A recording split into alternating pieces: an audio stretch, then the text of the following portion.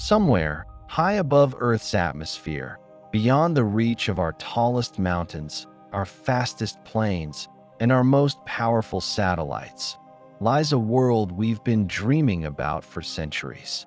Mars. Cold, distant, desolate, but strangely familiar. With its valleys and volcanoes, dust storms and polar caps, Mars is more than a rock. It's a mirror, a world that may have once flowed with water, perhaps even life. And today, it's the next frontier in a story that began with wooden ships and distant horizons. But the question has changed.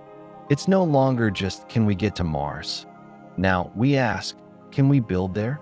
Can we raise cities from regolith, carve roads into frozen plains, and call a place home where no air exists? This isn't just exploration, it's transformation. And it begins not with rockets, but with a vision.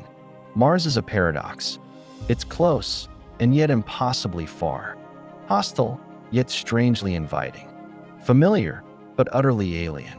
With every rover we send, from Pathfinder to Perseverance, Mars becomes less of a mystery and more of a map. We know its terrain, its seasons, even the chemistry of its soil.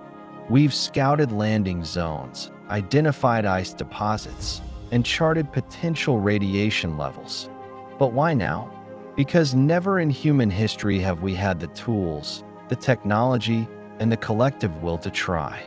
Private spaceflight has exploded. Nations are racing to reach Mars within the next 2 decades. And companies like SpaceX, Blue Origin, and NASA are laying blueprints for crewed missions. Mars represents more than ambition, it's insurance. A second home, a backup biosphere, a laboratory for resilience, and perhaps the second chance. But let's not romanticize it. Mars is not a blank canvas, it's a crucible. Its average temperature is colder than Antarctica's. Its thin atmosphere offers no breathable air, no protection from solar radiation, and no support for open water. A dust storm on Mars isn't just a cloudy day. It can last for weeks, block out the sun, and choke mechanical systems. Gravity is only 38% of what we're used to. The air pressure is so low that any unprotected human would suffocate and freeze within seconds. And yet, this is where we want to build cities? Yes, but not without preparation, not without adaptation, not without reimagining what a city even means. Because Martian cities won't rise like Earth's did. They'll be grown, deliberately, patiently, one system at a time. Every city starts as a village, and every village starts as a shelter. The first habitats on Mars will be survival bubbles, life-supporting cocoons surrounded by death.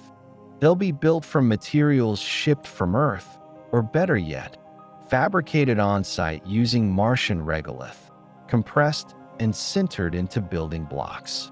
Underground lava tubes may serve as ready-made shelters, offering insulation and radiation protection. Robotic systems will likely arrive first, assembling habitat modules, solar arrays, and water extraction rigs, all before a single human foot touches red soil. Inside the outposts, recycled air, hydroponic food systems, and 3D printed tools. Daily life will be constrained, engineered, and monitored. But over time, these temporary shelters will give way to permanence. Modules will connect. Agriculture will scale. New habitats will be added. What began as a base becomes a village, then a settlement, then a city that breathes, that grows its own food, that sustains life with Martian soil, Martian water, and Martian sunlight. And then it no longer belongs to Earth. We often picture cities as glass towers, busy streets, and skylines. But on Mars, form follows survival.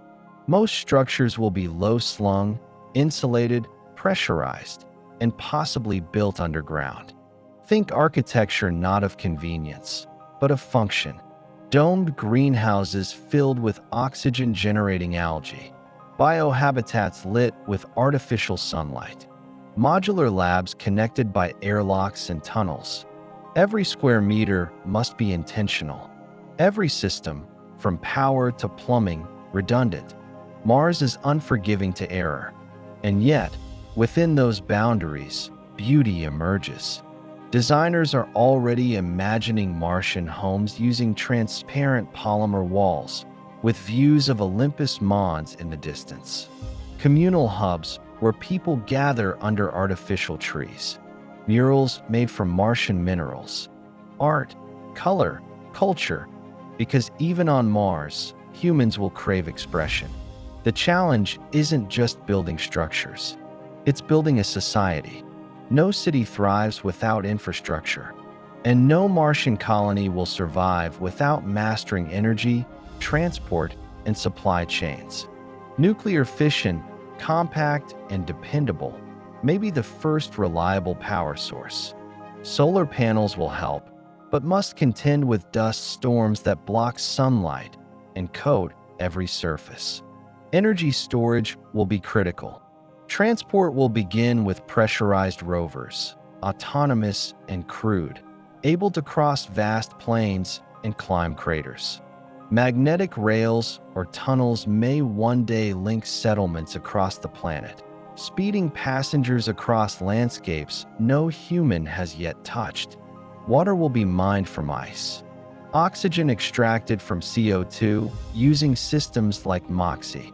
Waste recycled into fertilizer and fuel.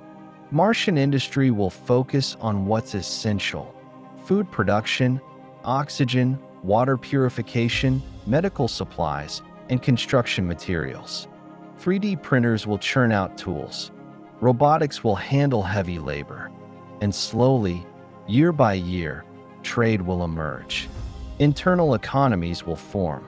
And what started as a colony will become a civilization.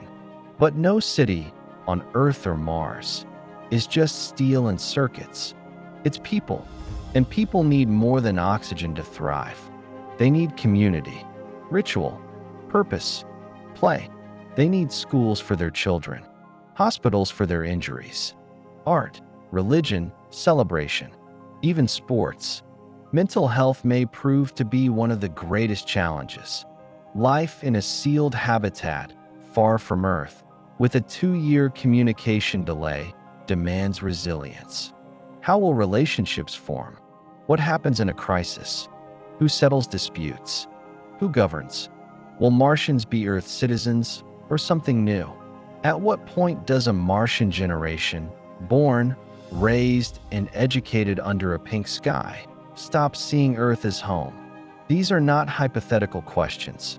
They are the seeds of political systems, culture, and identity. And we will have to answer them, not in theory, but in practice. Beyond the cities lies the final, audacious dream to change Mars itself. Terraforming, the transformation of an entire planet's environment, may be centuries away, but the idea is no longer fantasy.